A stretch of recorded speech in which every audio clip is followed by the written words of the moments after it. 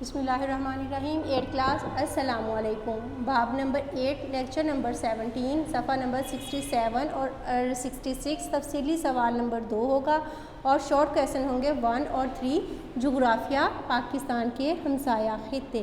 آج ہم لوگوں نے پڑھنا ہے وسطی ایشیا.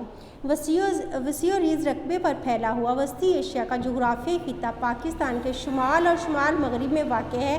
اس کا رقبہ قریباً 40 لاکھ مربع کلومیٹر ہے. یہ خطہ 5 ممالک قازقستان، قرغیزستان، ترکمانستان، تاجکستان اور ازبکستان پر مشتمل ہے. یہ نام جو ہے ممالک کے یہ آپ لوگوں کا شارٹ کویسچن نمبر 1 ہوگا. اس میں یہ 5 ممالک شامل ہیں، لیکن یہ رقبے کے لحاظ سے بہت بڑا ملک ہے کہ پاکستان سے 6 گنا زیادہ بڑا ہے، لیکن آبادی کے لحاظ سے یہ بہت چھوٹا ہے. اس کی آبادی جو ہے وہ بہت کم ہے، لیکن رقبے کے لحاظ سے یہ پاکستان سے 6 گنا بڑا ہے. یہ سارے ممالک سمندر سے بہت دور ہیں اور ان کا کوئی بھی اپنا ساحل نہیں ہے، لہٰذا ان کو سمندر تک پہنچنے کے لیے پاکستان کی سرزمین سے گزرنا پڑتا ہے. وسطی ایشیائی ممالک زیادہ تر گیس کی پیداوار کے اعتبار سے دنیا میں بہت مشہور ہیں.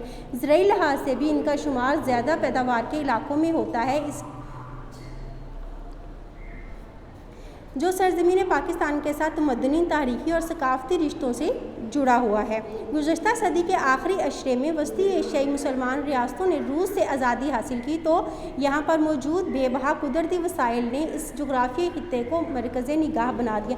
پاکستانی بندرگاہوں کے اس جغرافیائی خطے سے قربت کی بنا پر یہ کہا جاتا ہے کہ یہاں کے وسائل صرف اسی صورت میں کامیاب ہو سکتے ہیں جب یہ ممالک پاکستان کے ساتھ راستے باقی دنیا کے ساتھ جڑ جائیں، کیونکہ یہ ان کا اپنا ممالک ہے. میں نے ابھی آپ کو بتایا کہ کوئی بھی ساحل نہیں ہے. آگے آ جائیں وسطی ایشیائی ممالک کی خصوصیات. یہ خصوصیات والا جو ٹاپک ہے یہ آپ لوگوں کا لانگ کویسچن نمبر 2 ہوگا. فل ٹاپک وسطی ایشیا کا جغرافیائی خطہ معدنی تیل اور قدرتی گیس کے بے بہا قیمتی وسائل سے مالا مال ہے. محدود ضروریات کی وجہ سے کے باعث یہ قدرتی وسائل دنیا کو تیزی سے بڑھتی ہوئی توانائی کی ضرورت کو پورا کرنے کی صلاحیت جو ہے وہ رکھتے ہیں. وسطی ایشیائی ریاستیں تاریخی طور پر زراعت میں بھی اہم مقام کی حامل ہیں، جن میں خاص طور پر ترکمانستان، ازبکستان، قازقستان کپاس کی پیداوار کے علاوہ معیار کی وجہ سے بھی بہت مشہور ہے. یعنی کہ نہ صرف کپاس پیدا ہوتی ہے بلکہ بہت اچھی کوالٹی کی پیدا ہوتی ہے. اشتراک روس یعنی کہ سوویت یونین وسطی ایشیائی ریاستوں سے پہلے جو روس تھا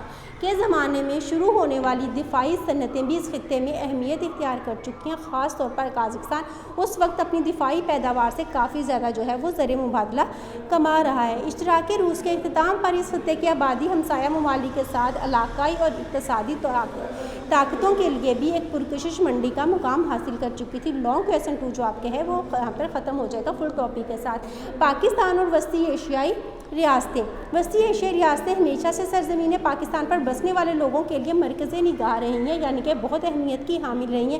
وسطی ایشیائی ریاستیں بزرگان دین صوفیہ اکرام کی سرزمین بھی سمجھی جاتی ہیں اور یہاں پر حضرت امام بخاری کا مزار بھی ہے. تاریخی طور پر پاکستان کے بڑے حصے میں اسلام کی آمد اور اس کے پھیلنے سے ان وسطی ایشیا سے تعلق رکھنے والے بزرگان دین نے نہایت ہی اہم کردار ادا کیا، جن کی یاد بہت سے لوگوں کے دل میں آج بھی زندہ ہے. وسطی ایشیا کے قدرتی وسائل خاص طور پر معدنی تیل، قدرتی گیس کے باقی دنیا تک پہنچنے کا سب سے زیادہ سستا اور قابل عمل راستہ پاکستانی علاقوں سے ہو کر ممکن ہے، جس کے ثمرات وسطی ایشیائی خطے اور سرزمین پاکستان کو قدرتی طور پر ملیں گے. پاکستان اور وسطی ایشیائی ریاستیں یہ جو ان کے نام ہیں یہ آپ لوگوں کا شارٹ کویسچن نمبر 3 کا پارٹ 2 ہوا. اقتصادی رابطے کی تنظیم صرف یہ کے ذریعے اپنے اقتصادی مسائل کو حل کرنے کی کوشش کر رہے ہیں، جس سے اس خطے اور پاکستان کے درمیان قربت پیدا ہو رہی ہے. پاکستان اور وسطی ایشیا کے درمیان مضبوط اور اقتصادی اور معاشرتی تعلقات کے ذریعے اپنے وسائل کو بہتر انداز میں استعمال کر کے اقتصادی اور معاشی ترقی کی راہ میں پیش رفت جو ہے وہ کی جا سکتی ہے.